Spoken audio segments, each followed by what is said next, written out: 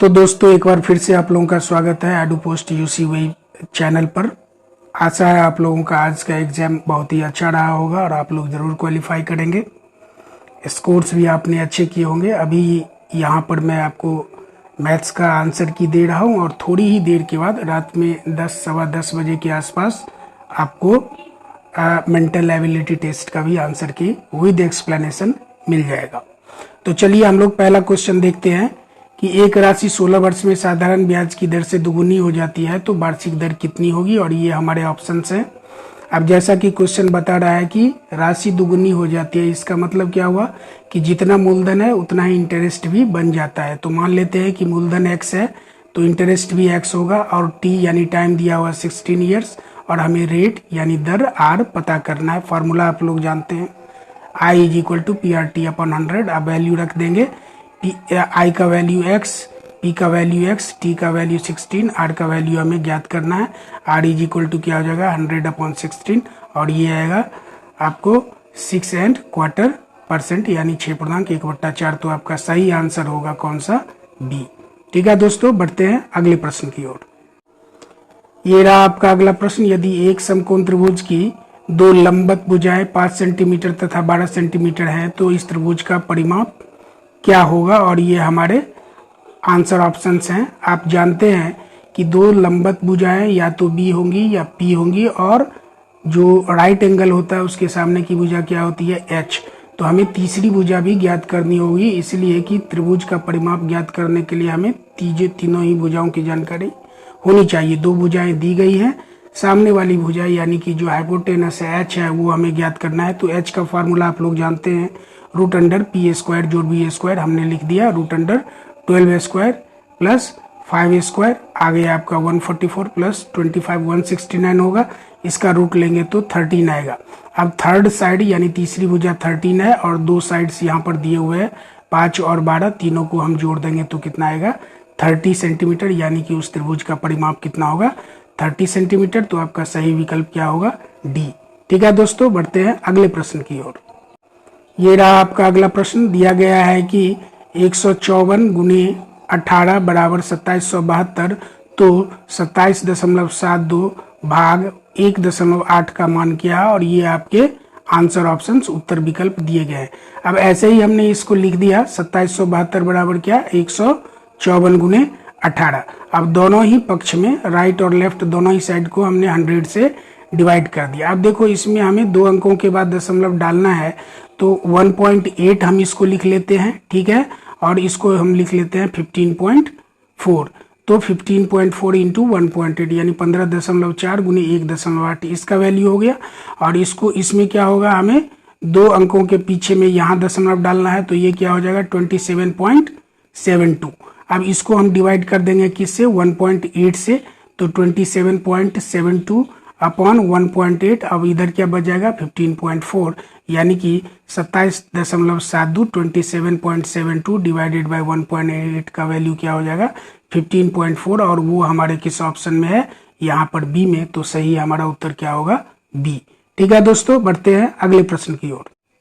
ये रहा हमारा अगला प्रश्न कि एक क्रिकेट के खिलाड़ी की 24 पारियों में रनों का औसत 28 रन है। वह जो है वो 25वीं पारी में कितने रन बनाए ताकि उसका औसत 29 हो जाए। यानी 25 पारी में 29 का औसत है, यानी कि कुल रन उसे कितना बनाना होगा 25 गुने 29 725। और उसने 24 पारी में किस दर से बनाया है 28 की औसत से, तो कितना पहले बना चुका है 28 गुने 24 यानी 672। इसको घटा लेंगे, आपका आएगा कितना 53, यानी कि उसे 25वीं पारी में 53 रन बनाना पड़ेगा, तभी उसका औसत कितने का आएगा 29 का। इसीलिए हमारा आंसर क्या होगा, डी। ठीक है दोस्तों, बढ़ते हैं अगले प्रश्न की ओर। ये रहा हमारा अगला प्रश्न। एक विद्यालय में 3/5 बच्चे लड़के हैं तथा लड़कियों की संख्या 800 है, लड़कों की संख्या क्या होगी, ये हमारा उत्तर विकल्प दिया हुआ है। अब देखिए 3/5 लड़का है, तो एक में से हम 3/5 घटा लेंगे, कितना आएगा 2/5, यानी लड़कियों की संख्या क्या है 2/5। यदि हम मान लें कि कुल संख्या बच्चों की x है तो 2x/5 उसका क्या होगा लड़की। तो लड़कियों की संख्या क्या होगी 2x/5 और जो किसके बराबर है 800 के बराबर। तो x बराबर क्या हो जाएगा 800 गुने 5/2 यानी कि 2000, यानी कुल बच्चों की संख्या कितनी है 2000। अब उसमें हमसे पूछा जा रहा है कि लड़कों की संख्या क्या है, तो लड़कों की संख्या कुल बच्चों की संख्या का 3/5 है जैसा कि प्रश्न में दिया हुआ, और कुल बच्चों की संख्या हमने क्या पाया 2000। तो 2000 का 3/5 निकालोगे तो कितना आएगा 1200, यानी कि उस विद्यालय में 1200 क्या है लड़के हैं, और ये हमारे किस उत्तर विकल्प में है सी में। तो हमारा सही उत्तर क्या है सी। ठीक है दोस्तों, बढ़ते हैं अगले प्रश्न की ओर।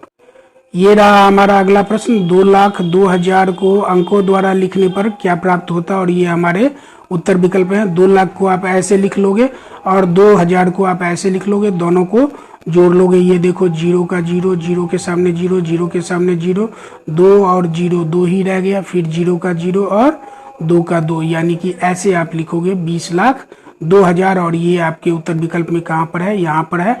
तो सही उत्तर आपका क्या हुआ सी। ठीक है दोस्तों, बढ़ते हैं अगले प्रश्न की ओर। ये रहा आपका अगला प्रश्न, 6 अंकों की छोटी से छोटी संख्या तथा 4 अंकों की बड़ी से बड़ी संख्या में कितना अंतर है। तो सबसे पहले आप स्मॉलेस्ट 6 डिजिट का नंबर लिखोगे।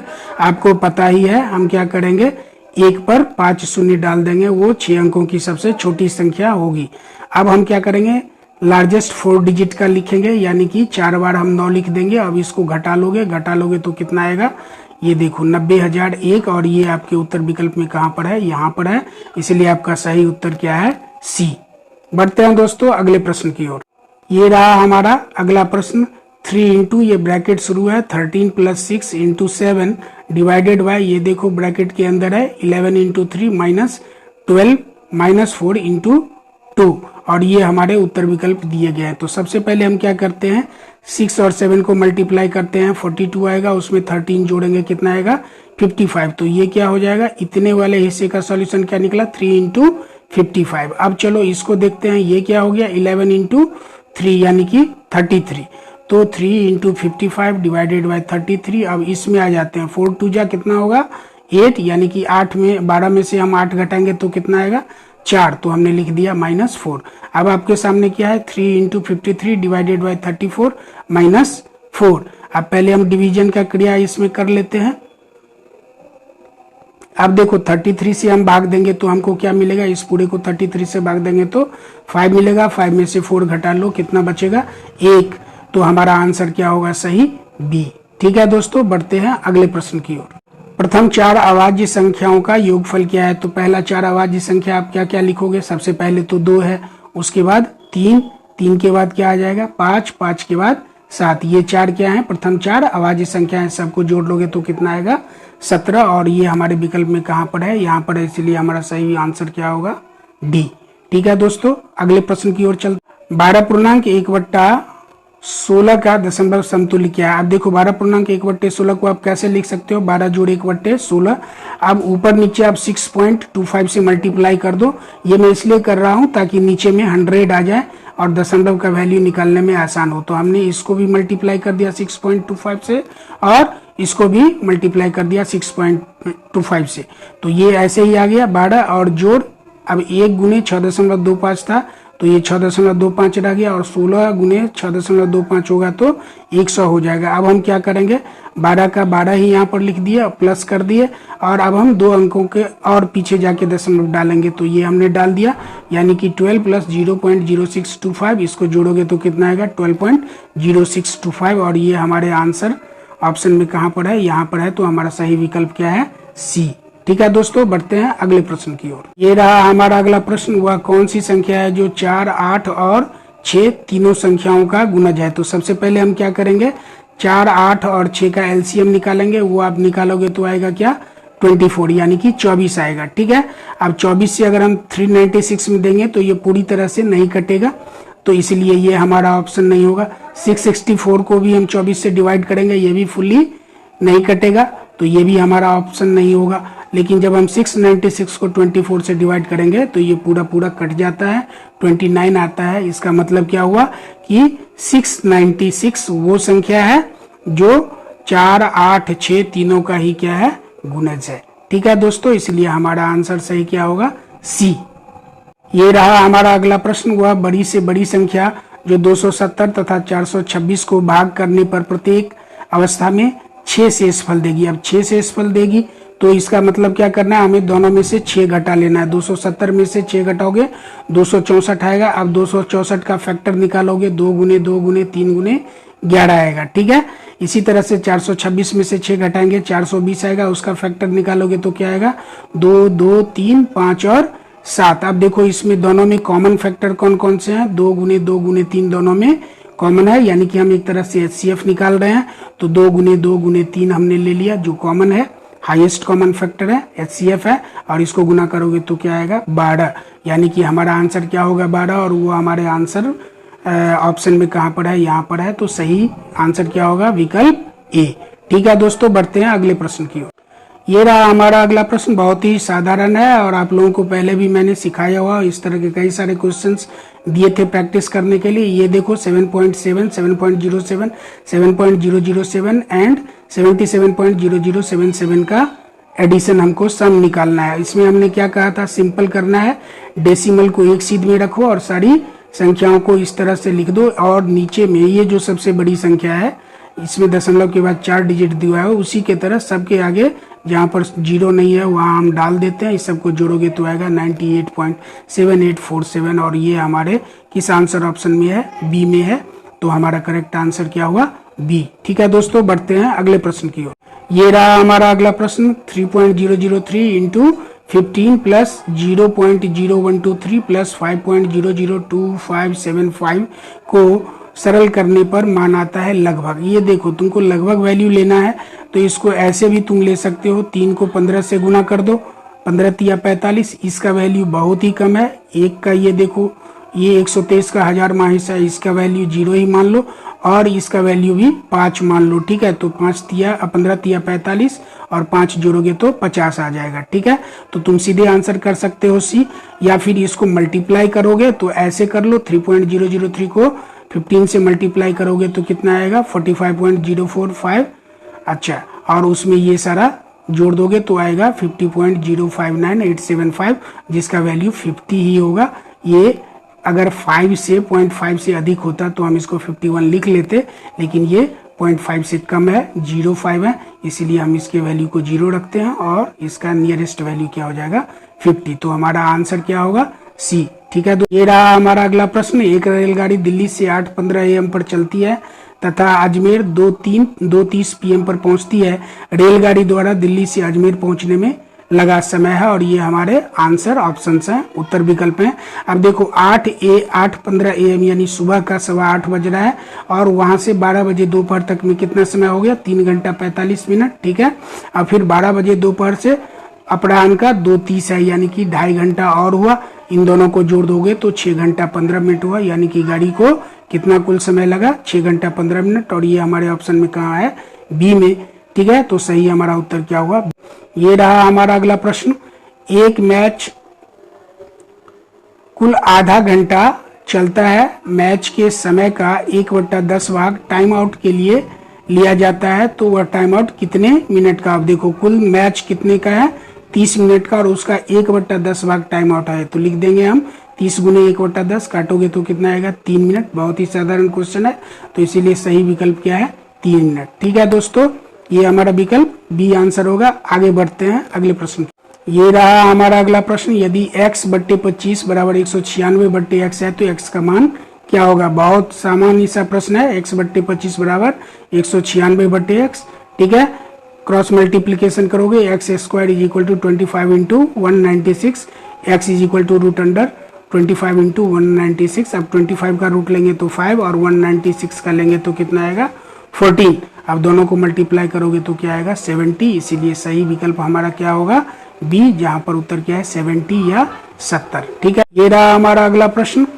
एक वस्तु 7500 रुपया में खरीदी जाती है और 8400 रुपया में बेची जाती है, तो लाभ प्रतिशत क्या होगा। ये हमारे उत्तर विकल्प दिए गए। देखो लाभ प्रतिशत बराबर क्या होता है, लाभ बट्टा क्रय मूल्य गुने 100। अब लाभ कितना है, 8400 घटे 7500, और क्रय मूल्य कितना है, 7500 गुने 100। 8400 में से 7500 घटाओगे 900, बट्टे में कितना आ गया, 75। अब 900 को 75 से भाग दोगे तो कितना आ जाएगा, 12। इसीलिए लाभ प्रतिशत क्या होगा, 12%। तो सही उत्तर की विकल्प हमारा क्या है, सी। ये रहा हमारा अगला प्रश्न। ए एक रेडियो को उसके अंकित मूल्य के 3/4 में खरीदता है तथा इसे अंकित मूल्य से 20% अधिक पर बेच देता है। ए का प्रतिशत लाभ क्या है? देखो, मान लो कि अंकित मूल्य 100 रुपया है तो उसके 3/4 में खरीदता है तो कितना होगा उसका? 100 का 3/4 कितना हो गया? 75, जो कि उसका कॉस्ट प्राइस है। ठीक है, बेच कितने में देता है? अंकित मूल्य से, अंकित मूल्य का 20% अधिक लेता है, यानी कि 100 और 100 का 20% लोगे तो 20, यानी कि बेचता कितने में है वो? 120 रुपया में। तो प्रॉफिट क्या होगा? Selling price minus cost price बट्टा कॉस्ट प्राइस इंटू 100। तो 120 घटे 75 बट्टा 75 गुने 100, इसको घटाओगे तो आएगा 45 और बट्टे में 75 गुने 100 काटोगे तो आएगा 15 गुने 4 बराबर क्या हो जाएगा? 60%। यानी कि उसको कितने प्रतिशत का लाभ होता है? 60%। तो हमारा सही उत्तर क्या होगा? सी। ठीक, ये रहा हमारा अगला प्रश्न। निम्नलिखित व्यंजक का पूर्ण संख्या में निकटतम मान ज्ञात कीजिए। ये 349 गुने 51 जोड़ 632 भागा 31 है। अब देखो, 349 को 51 से गुना करोगे तो क्या होगा? अब देखो, इसको 50 से गुना करोगे। पहले 349 को हम क्या करते हैं? 50 से गुना कर लेते हैं तो आएगा 17,450। अब 349 को 1 से गुना करेंगे तो उसमें जोड़ देंगे 349। और देखो, 632 को अगर हम 31 से भाग देंगे तो 31 को 20 से गुना करोगे तो कितना आएगा? 620। और उसके बाद का वैल्यू बहुत छोटा रह जाता है तो हम केवल 20 ले लेते हैं। अब इस सबको जोड़ोगे तो कितना आएगा? 17,699 जोड़ 20। अब इसको सबको जोड़ लोगे तो 17,821 आएगा। और ये हमारे उत्तर विकल्प में कहाँ पर है? यहाँ पर है। और ये हमारा उत्तर विकल्प सही क्या होगा? सी। तो दोस्तों, इस तरह से आपको सारा आंसर की मिल गया। आप अपने आंसर्स टैली कर लीजिए कि आपके कितने सॉल्व हुए। उम्मीद करते हैं 18-19 क्वेश्चंस तो आप लोगों ने बनाए ही होंगे। थोड़ी ही देर में 1-1.5 घंटे के बाद आपको मेंटल एबिलिटी टेस्ट का भी आंसर की विद एक्सप्लेनेशन मिल जाएगा। अगर आपको अच्छा लगा तो आप लोग चैनल को जरूर सब्सक्राइब करें। आप लोगों का बहुत बहुत धन्यवाद।